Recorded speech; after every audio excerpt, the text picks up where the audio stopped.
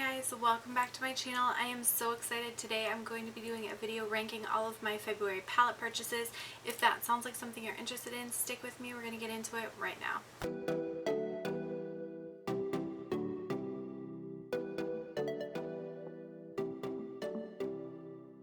Alright you guys, and so for this month I had, I believe, 7 palettes total that I tried out. Again, I was trying to be really reasonable with my palette purchases, and then the month got away from me. So there's 5 palettes that I purchased in February or beginning of March that I have not gotten a chance to try yet, so I did not want to rank them just based solely on my interest level in them. I wanted to rank them if I've only if I have tried them. So that's what this stack of palettes is. Alright, so first on this list, or I guess in last place, these are 7 really nice palettes. I don't think you're going to go wrong with any of these. It's really dependent more so on the color story. I didn't have issues with like quality for any of these per se, but I'll tell you about each of them individually. So the first one is the Tribe Beauty Boxes palette for this February box, which is the Shades of Roses palette by My Cosmetics. And it looks like this. I put this one on the bottom because it does have 2 pressed glitters in it, so I can't use, or automatically cannot use 2 of the shades because I do not use pressed glitters on my eyes. And the rest of the color story, while I do think it's really pretty and it blended out and looked really nice, it just didn't wow me as much as some of the other palettes that are coming up further in this list. I do have a video playing with this palette up on my channel, so I will try to leave it in the cards so that you can check that one out, but it is my Tribe Beauty Box unboxing and first impressions video. So that's that one. The next palette to talk about is the Copacetic Cosmetics Quad for January. And so the box came a little bit on the later side for me, so I didn't get a chance to try it until a little bit later, but that's okay. I'll leave the video where I try this out as well in the cards if I can. This particular palette, I do think this color story is really, really pretty, and I love these colors. I think they have such high impact on the lids, but this one in particular, because of the flaky formula that it has, is a little bit more challenging to work with. It's a little more difficult to spread over the eyes and give like a really cohesive, like consistent color across the entire area where you have it on your lid. So I do think this is really pretty, but it's definitely a little bit more challenging to work with, and so that's why it ranked a little bit lower on my list this month.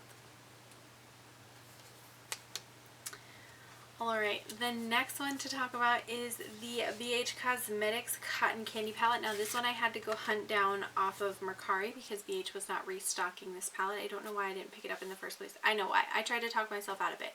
I tried to tell myself, you have an entire drawer of pinky purple palettes, you do not need another one.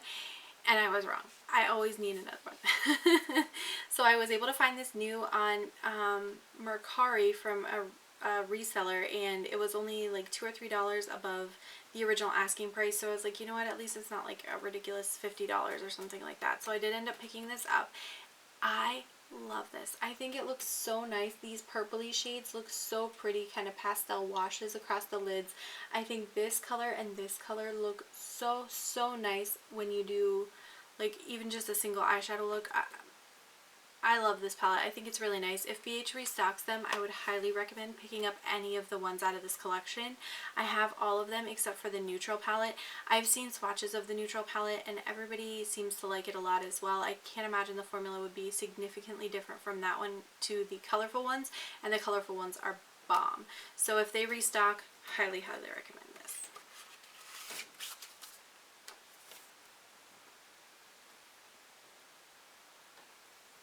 Alright, the next one to talk about is a gift from my husband, which he got me for Valentine's Day, and that is the Natasha Denona Love Palette. I have had this thing in my head for a year, basically, since it released back in February of 2020, and at the time I talked myself out of it because I was like, Heather, you have a million pinky purple palettes, you don't need another one.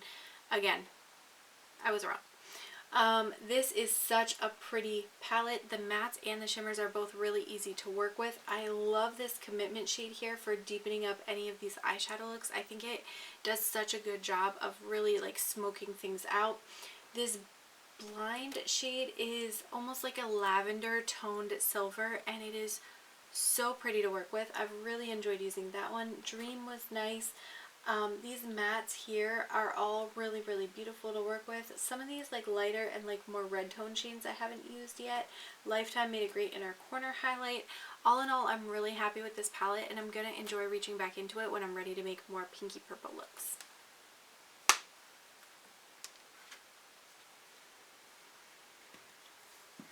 Alright, the next one, and this one I'm really sorry to mention, and hopefully I won't be mentioning it too much more just because I know you can't get your hands on it anymore, but this is the Nomad Cosmetics and Shanghai palette. I know there was a bunch of drama with it. I'm not going to get into it right now. There's several videos out there. Clara's Makeup Corner actually did a really Makeup Corner, Makeup Spot, I don't know. I'll try to leave her information down below. But she did a really great video talking about some of the objections that people had to this palette. I already had the palette though at that time, and I did give it a try in February, so I'll show you what the inside looks like. Looks like this. Ooh. Looks like this. I think it's a really pretty color story, and I think that the shimmers in this formula, in this palette, in this formula are really, really, really nice. I had a video where I did a first impressions with this, but I never posted it just because of all the like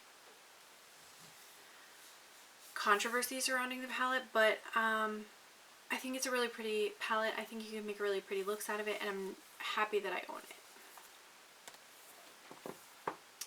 The next palette that I want to talk about is the Odins Eye palette. This came in number 2 for the February palette ranking.